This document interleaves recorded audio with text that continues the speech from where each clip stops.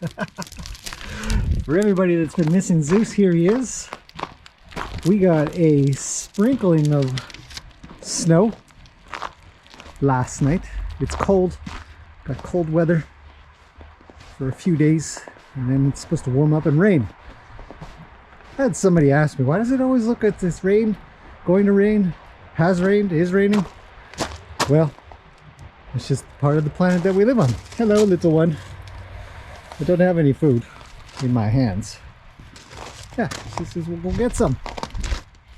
I have had a great question. So crunchy. Hey, buddy.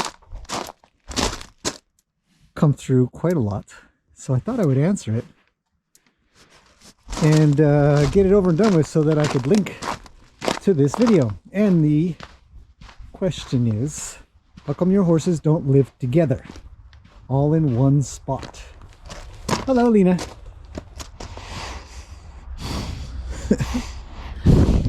The answer is actually surprisingly easy.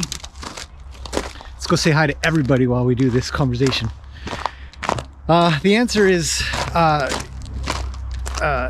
guess, easy, but maybe a little bit difficult. The majority of, or at least I see, the majority of places around here, maybe not everywhere, but I feel like in North America, horses are not together for the majority of their time.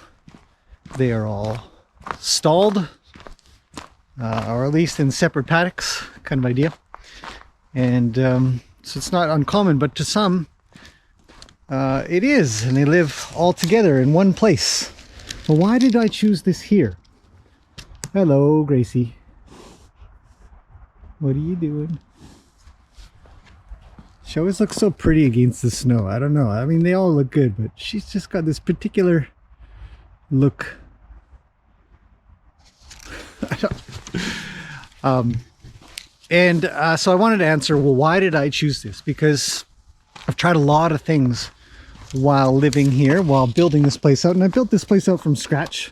Yoko, you are doing a fantastic job with your water. It's a good job. It's quite frozen right now. Yes. And by building this place from scratch, I've made a pile of decisions. And it's not like in the beginning, it wasn't tried to have what's called a pasture paradise. Very obscure. Seems like not so many people have actually heard of that. But pasture paradise is the ability to have the horses walking around an awful lot and being together while having a whole pile of feed stations so that they don't fight over the food and stuff like that. Are you guys getting a suntan? What's happening back here? Hello, Luke. This is Luke. He's my boy. And Roni. He's looking mighty fine against the sun. It's absolutely beautiful, gorgeous day today. Can't even describe.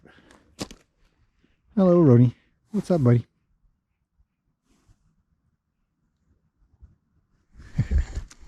So let's take a little walk. And I want to talk a little bit about it. And we'll come back to the horses after our little walk in the forest. Yeah. Now, in the beginning, I tried very, very hard to get pasture paradise working, but the reality is it's actually incredibly difficult. And the reason it's difficult is because horses are big, they're fast, they're destructive, they do all kinds of crazy things when they're together, and they break stuff, they hurt themselves.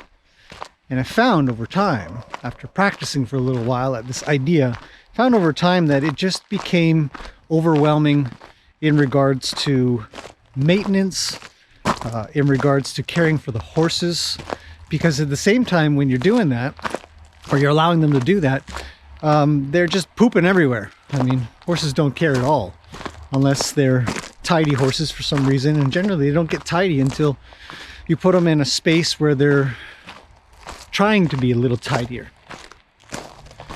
Anyway, so that was the main decision, was literally the amount of time it took to maintain, fix, help the horses out when they got kind of injured from running around and kicking and stuff like that, because they just play all the time.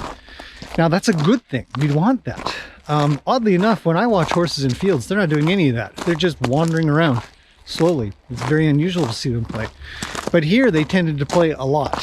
So that brings me to my second point, really, is the amount of space and the layout that we have here doesn't really allow for the horses to be together outside of that sort of idea. And then when I did do that, of course, they were nuts. So the other part of that is that this business here is about training and possibly rehabbing some horses. And that becomes... I'm back. My short little walk. I love walking through the forest though. I usually bring a coffee. Bye, Rody. And Luke. Hey, buddy. And usually I bring a little coffee on that little walk and stuff. I got you guys with me, so no coffee drinking. But we want to be able to help horses out. And plenty of times it's better that they're not with another horse, because we need to be able to monitor their water and their food and what they're up to, where they are and stuff. And it is just far easier to be able to do it when they're in a space that's sort of defined. And not, you know, if they've got an injury or they're older, we don't want other horses moving them around. Which brings me to my next point about what we refer to as food anxiety. A lot of horses have food anxiety. They're very worried about where their next meal is coming from. And our horses are all on 24/7 hay. So what we don't have, you know, they're just starting to run out right now. But what we don't have are a bunch of horses that are starving. And in turn, we can keep them calmer, easier to work with, because they're not worried about if they're going to get fed. Horses live in the moment. They don't have the ability to think about a refrigerator or a hay room, just knowing that there's more food there. They always think they're running out, period. So what we want to do is we want to take away that anxiety or fear or worry by making sure that they feel confident they've always got food. And that can go an awful long ways to creating a friend. Right, Lena?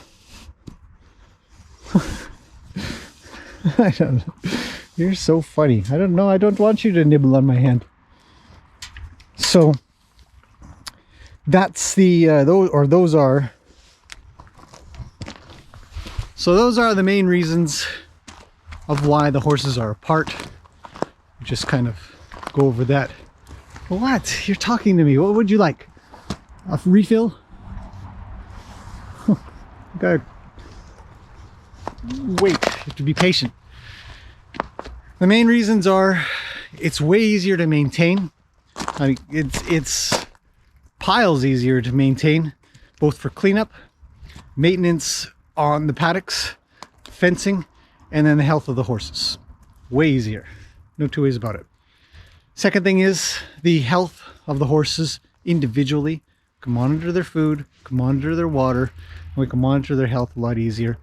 And then if we have any horses that need to have a little rest, which in theory was going to be more often than not. All of my horses are healthy here, so they don't necessarily need that. But the idea was that plenty of them that would come here would need more of that. Where it's better if they're alone and not chased around, not forced around by another horse. By food anxiety, where you have to create enough food spots for every horse plus one, so that when one horse does come around, they can just, the lower horse can just leave and go to the next spot. But that requires space and layout planning right from the get-go, which is not something we have here. The property is actually very narrow. We only have sort of from that fence line over to, you know, that stump there kind of idea. And it's about 160 feet. So it makes it kind of difficult to build something like that. Because horses are big and they need a lot of space. So this has been the most efficient and best for their health. And then what we've done essentially is made it so that they do have socialization as often as possible. And they are reasonably together. They can see each other. They're all You know, there's no big fences, there's no cages, there's nothing like that. They're all pretty close. So it's a bit of a hybrid. I guess if I were to conclude on anything, this place is a bit of a hybrid on having horses in, you know, sort of singular areas for safety purposes, for health purposes, and then we also allow a much larger space than a lot of places that I've personally seen, and then the socialization every day of being able to go out and about and co-groom and hang out and run around and play with everybody. So hopefully that answers that. Everybody's doing fantastic. It's a gorgeous day today, and we've got to get on with a few things. Obviously some chores. It's still morning, but it's just great. I can't wait to see what I do today. I don't have an exact plan, but some ideas. So that's it for now, and I'll see you guys in the next one. Yes, my friend, you are going to have some fun today for sure.